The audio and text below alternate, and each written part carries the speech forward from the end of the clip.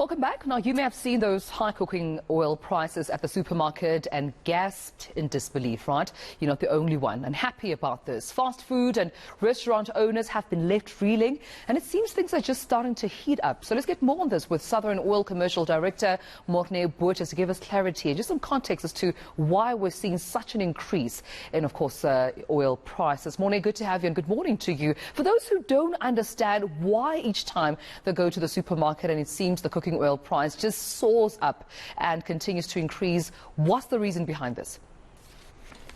Yes, good morning. Thank you for the time.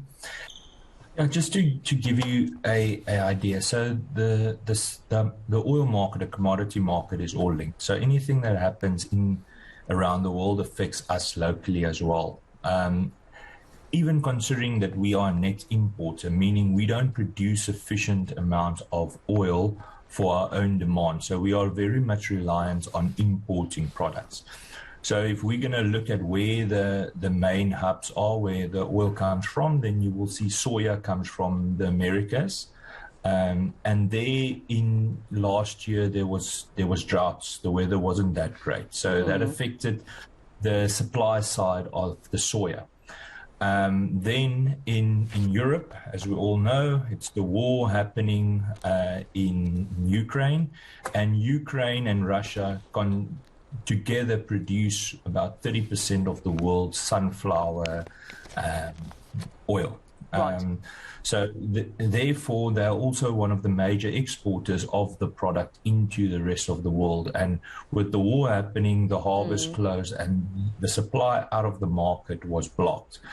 The same for canola oil. So if you look at canola, it's also produced in Europe and then also in Canada. And Canada had a very bad weather conditions, and Europe had a good crop, but it wasn't sufficient to cover the demand. And with the war, there's also canola that could not be exported from Ukraine and Russia.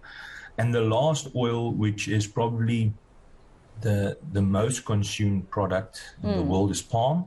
And that comes from Malaysia, Indonesia, and center of Africa. And the impact that happened there was with COVID, the labor, it's physical labor of picking the fruits, and they weren't able to harvest sufficiently.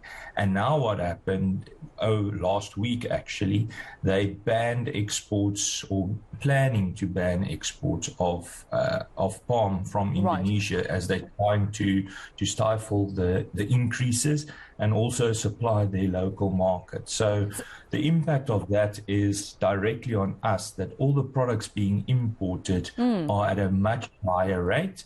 And as we're also competing internationally, the physical seed of the product that the farmers need to plant is also moving up. So what I'm getting, Morné, essentially is that supply and demand is essentially at the core here. And, you know, if anything affects either one, then obviously it affects the pricing.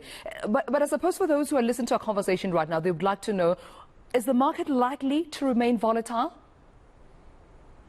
Yes. So it looked more stable towards the last 2 weeks.